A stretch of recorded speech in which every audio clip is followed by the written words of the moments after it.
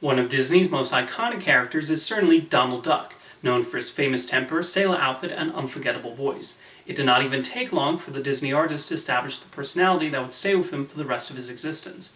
His popularity was so big during the golden age of animation, he even appeared in more shorts than Mickey Mouse. But what has allowed Donald Duck to remain beloved after so many years? Let's take a look at his history to find out. Donald made his debut in the 1934 silly symphony The Wise Little Hen. Even though his role in that short was mainly to fill the role of the animal who refuses to help the hen plant some corn, his sailor outfit was already there, and he's still recognizably Donald. When it came time to find his voice, Walt Disney heard Clarence Nash's voice on the radio making a duck-like sound, and thought he was the perfect choice. Nash brought a unique sound to Donald, and impressively did his voice for over 50 years, until his death in 1985. It was in Donald's second appearance in Orphan's Benefit that we truly start to see the beginnings of his personality for him. Upon listening to Nash's recordings, animator Dick Lundy thought the character sounded like a temperamental figure, and animated him jumping and making a fist in anger. From that moment on, Donald's temper and his immediate need to jump into a fighting pose became a defining part of his character. It wasn't long after that Donald was paired with Mickey and Goofy in the cartoon Mickey's Service Station, the first of several times they were paired up together. The contrast of their three personalities made for so many wonderful moments that they took on various occupations like ghost catcher and fireman.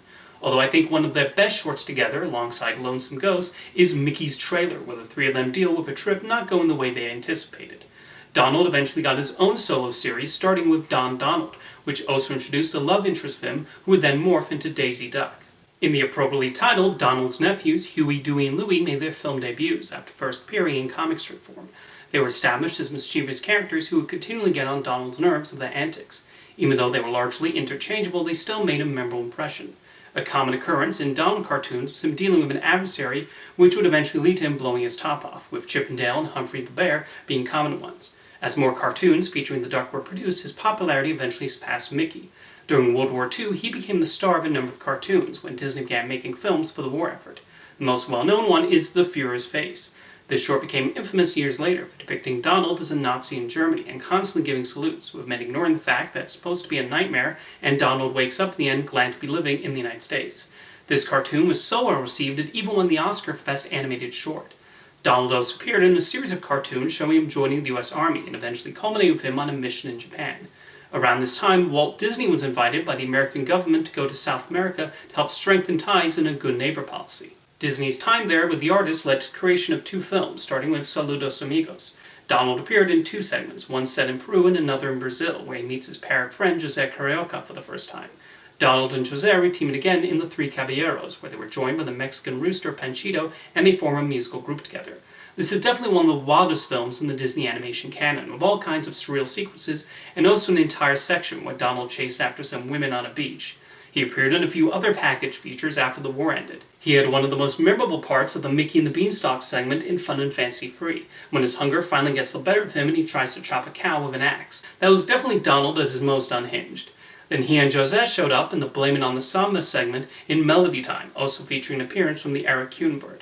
Even though Walt Disney produced less shorts during the 1950s as his attention moved towards feature films, television, and Disneyland, Donald Duck's presence certainly did not diminish. He started appearing in a series of educational films, the most popular being Donald in Mathmagicland. This short involves Donald learning about the importance of mathematics in everyday life, and it's one I even remember watching in school. He also took part in the Mickey Mouse Club theme song, where he continually interrupted so his name could be included in the song. Where Donald especially got a lot of attention was in the comics world. Carl Barks would expand on his family in the comics, with Scrooge McDuck playing a big role as they went on various adventures. Barks created the city of Duckburg, where many of these characters lived, and the medium of comics also allowed readers to understand more of what Donald was saying, and he would get surprisingly talky in the speech bubbles. Barks also made him a more heroic character than in the cartoons. Donald would actually become an incredibly popular comic book character in Europe. A weekly Donald Duck comic book launched in the Netherlands in 1952 and is still producing new issues to this day, with a similar comic book also being published in Sweden since 1948. He's also very popular in Italy thanks to these comics. The last time Clarence Nash would voice Donald was in Mickey's Christmas Carol, although he was already training animator Tony Anselmo to be his replacement when the time came. Anselmo became the official voice of Donald following Nash's death, and impressively still kept up his Disney animation duties at the same time. He even helped out on the animation for Donald in the direct-to-video Three Musketeers movie. On the DuckTales television series, he was depicted joining the Navy, which is what led to his nephews living with Scrooge McDuck. This was a departure from the Karl Barks comics, where he was an important part of their adventures. Occasionally he did come back and got into scraps with his duck family. One episode I remember is Sphinx for the Memories, where he gets possessed by an Egyptian spirit, and for some reason this is one of the few DuckTales episodes not on Disney+. Donald was also one of several classic cartoon characters to cameo in Who Framed Roger Rabbit, where he got the opportunity to do a piano duel with Daffy Duck from the Looney Tunes. It's a brilliant and hilarious scene, and it's wonderful to see these two famous temperamental ducks share the screen. Following Goofy's success with Goof Troop, Disney greenlit a similar show with Donald living in suburbia with his nephews titled Quack Pack. He also ditched the sailor outfit in favor of a Hawaiian shirt. This was an okay show, but the storylines were not as funny and memorable as they could have been. For Fantasia 2000, Donald was given his own segment, inspired by Noah's Ark. Set to pomp and circumstance, it's a wonderful segment with many funny sight gags, but also telling a touching story where both Donald and Daisy worry the other is not on the Ark. Donald also had a major role in the House of Mouse television series, where he was responsible for greeting and taking care of the guests and customers. He sometimes tries to take control of the nightclub, which of course never happens, as he does still have a lot of respect for Mickey.